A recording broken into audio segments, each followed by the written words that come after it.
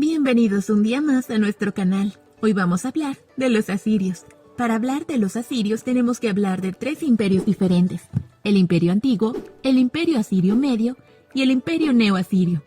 Se empieza a oír de los asirios como tal en plena decadencia del imperio paleo-babilónico, los del Código de Hammurabi. Aparentemente en un comienzo eran tribus nómadas que vivían del pastoreo. Ellos mismos hacían la distinción entre los reyes que gobernaron cuando eran estos nómadas, llamándolos los reyes que gobernaban en tiendas, diferenciándolos así de los reyes que escribieron sus nombres en ladrillo. Bueno, como iba diciendo, gracias a la decadencia del imperio paleo-babilónico, los asirios comienzan a expandirse desde Nínive a Asur, ciudades donde empezaron sus primeros asentamientos. Esta expansión los llevó a construir un reino cada vez más grande. A toda esta construcción política se le denominó el Imperio Medio Asirio. Siendo su primer gran rey, el que hizo esta expansión posible fue Tukulti-Ninurta I, el cual moriría asesinado por uno de sus hijos. Esto causó mucho caos a tal punto que llegaron a perder varios de los territorios conquistados. Bueno, al menos hasta la llegada de Tiglat-Pileser I, el cual vino y puso todo en su lugar, recuperando lo perdido, convirtiendo a Siria en una construcción política importante de Mesopotamia. Una de las razones por la cual los asirios llegaron a construir el imperio más grande de su época fue debido en gran parte por su cultura belicista y su casi idolatración de la guerra, como pueblo guerrero, de tal modo que atribuían sus victorias militares a la voluntad de su dios, más en concreto a su dios Asur, una especie de dios de la guerra. Se representa con forma de árbol o como un hombre con alas, que por cierto le da el nombre a una de sus principales ciudades, así como el propio imperio. El imperio medio asirio tuvo muy mala suerte. Justo cuando estaba en pleno apogeo expansionista ocurre un evento que los frenaría en seco. Con el fin de la Edad de Bronce y la llegada de la Edad de Hierro, hubo grandes desplazamientos de personas conocidos como las invasiones de los pueblos del mar.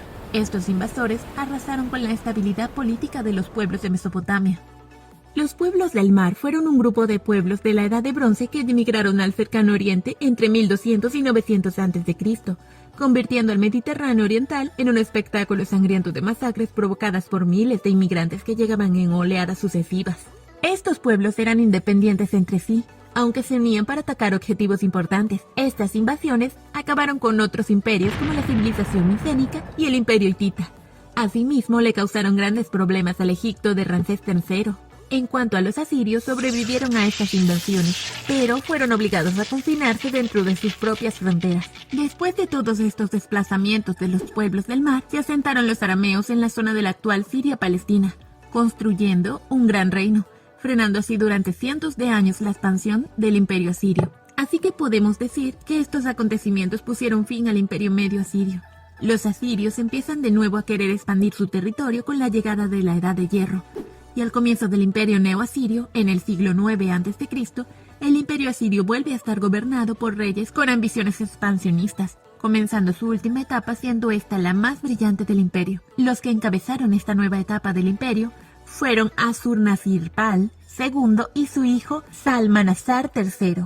Ellos fueron los que durante un siglo iniciaron esta etapa. Asurnasirpal II empezó su reinado habiendo heredado un imperio asirio en recuperación, lo que le permitió iniciar un vasto programa de expansión que convertiría a los asirios nuevamente en una de las potencias internacionales más grandes del Oriente Próximo.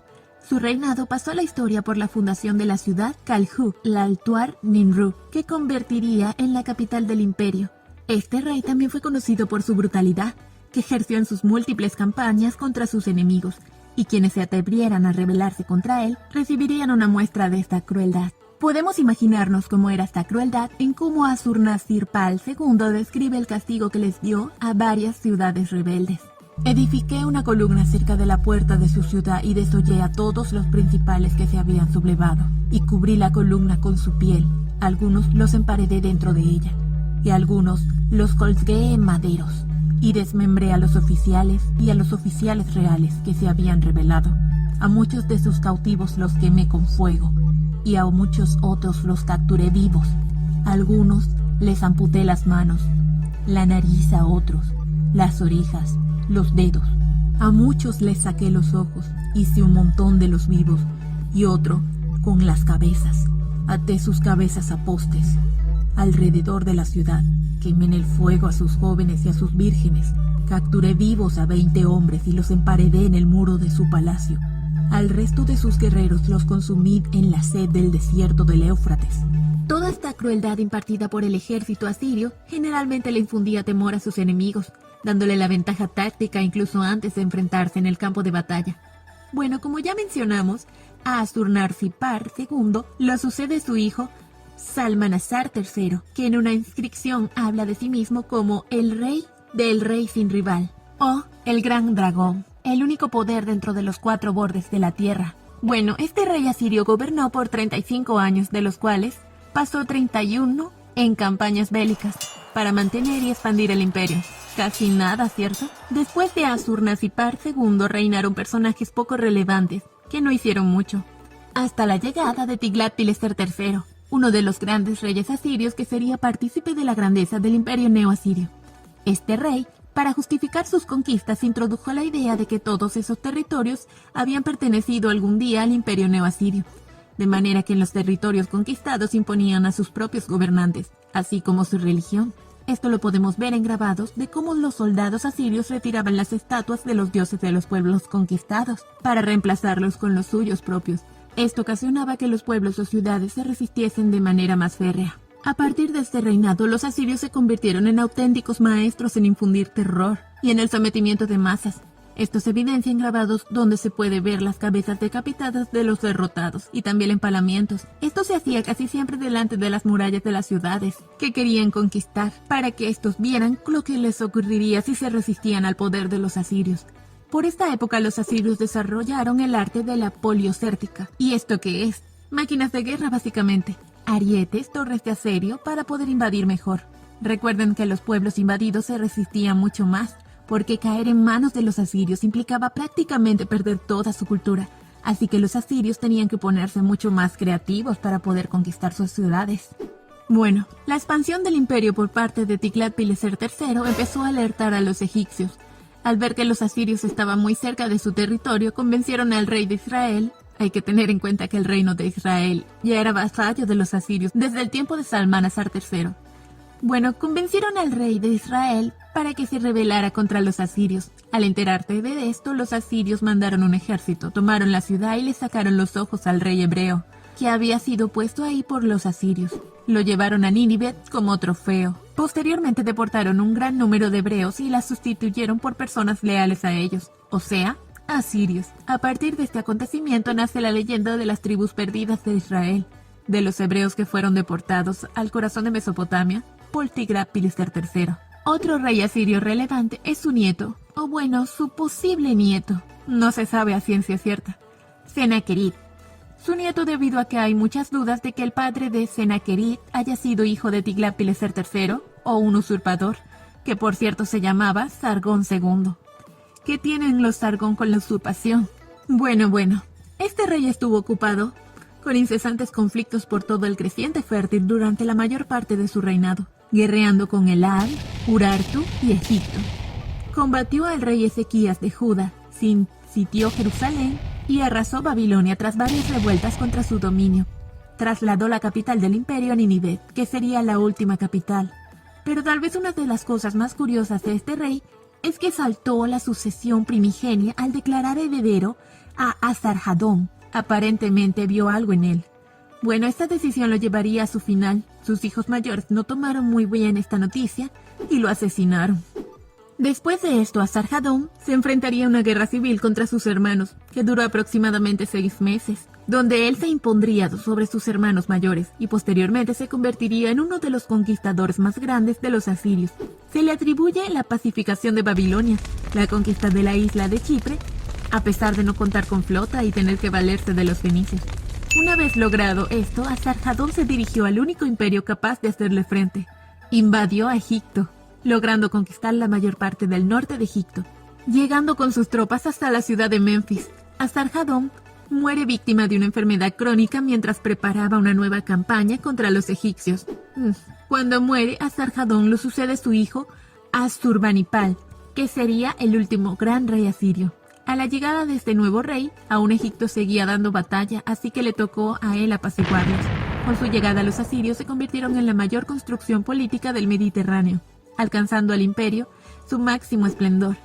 Para celebrar esto, Asurbanipal ordenó llevar a cabo grandes construcciones en la capital Nínive. Entre estas construcciones, ordenó la creación de una de las primeras grandes bibliotecas del mundo.